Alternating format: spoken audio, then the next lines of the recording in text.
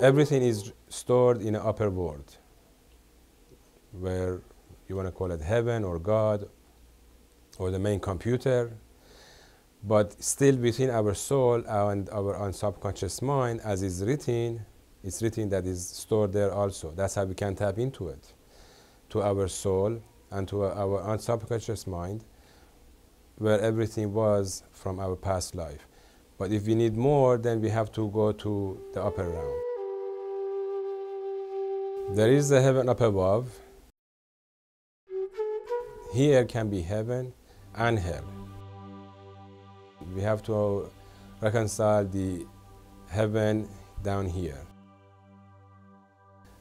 But for some, it's also heaven. So we make what we can make of it. Once we make here on earth a heaven, as you individual can, then you have reached the heaven up above. It's said to be Adam was anywhere from 800 feet to 1,000. And in some parts it's written that his head was above clouds. Now that's relative to how low is the cloud, but that's what is written. And so when Adam, after he made the sin, he shrank, he became smaller in a physical, in a body-wise. And so did all the animals.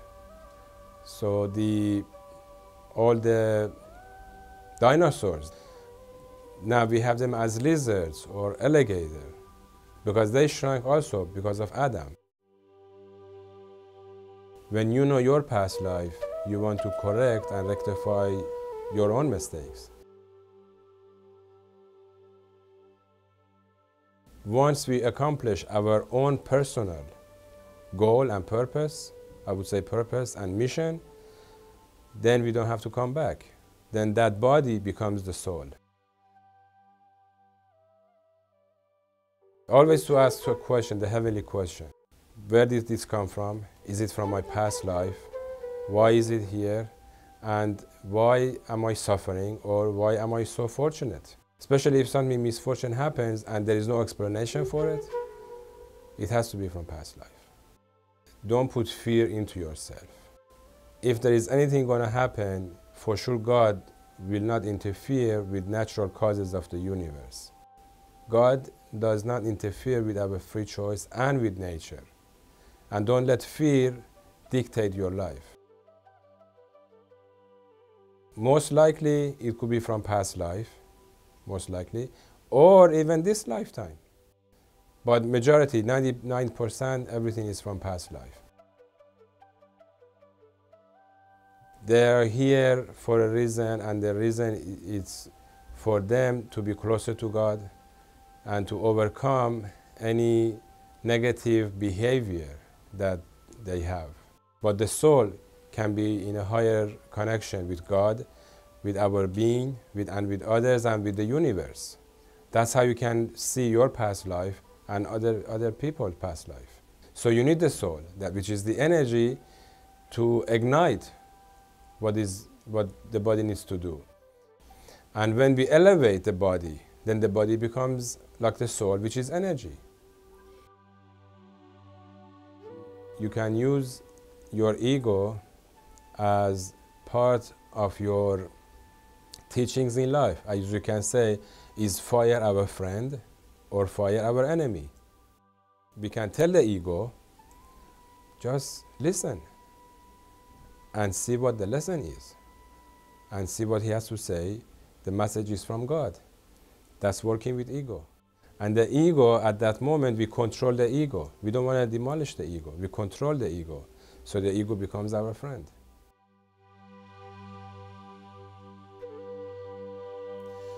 We have the power to enlarge and to expand our wealth, our health, our happiness. Everyone is a messenger in our life. So by listening and not being reactive to answer or to shout or to have ego about how dare you talk to me like that, and to listen. And by listening and understanding that everyone is a messenger from God, that's a step to understand what is my purpose and what is the message from God and what happened in my past life. And second, that would serve me, the reincarnation would be, if for example, I didn't have any unconditional love for anyone, then I could understand. Then I could now practice unconditional love. I could practice now how to teach others to have unconditional love. I do individual consultant, I do couples, I do past life understanding, meetings, teaching people about their negative behaviors, how they should change it and what their negative behaviors are. Sometimes people don't know, and I mention to them what they are and how they should change and what they should do. A statement.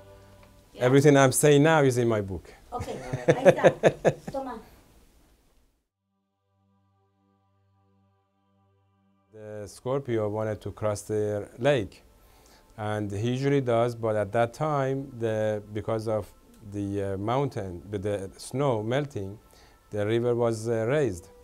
So at the same time, the turtle he wants to cross, and the Scorpio is asking, "Can you give me a piggyback?" And the Scorpio says, "I should give you a piggyback? Are you crazy? You're gonna sting me."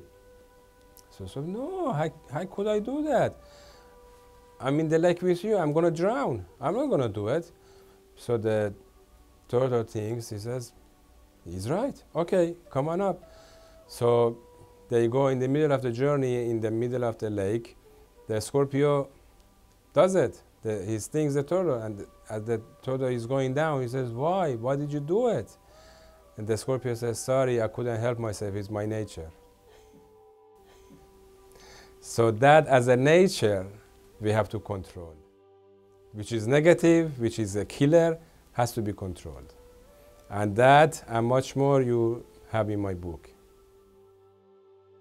Well, one of the ways to be happy, I for myself, and I tell others, is look at two things in life. First, nature, to see what God has given us and appreciate everything. And second is our family, such as children, for me, children and wife. And maybe for someone else, first would be the husband or the wife and children, and then nature. Because when you see nature, you see that God created everything for us, and it's written that God created everything for us. So when you see that, you have to be happy. That's something that it could be anywhere from 1 time to 100 times. Majority that are present are all souls that have been here before.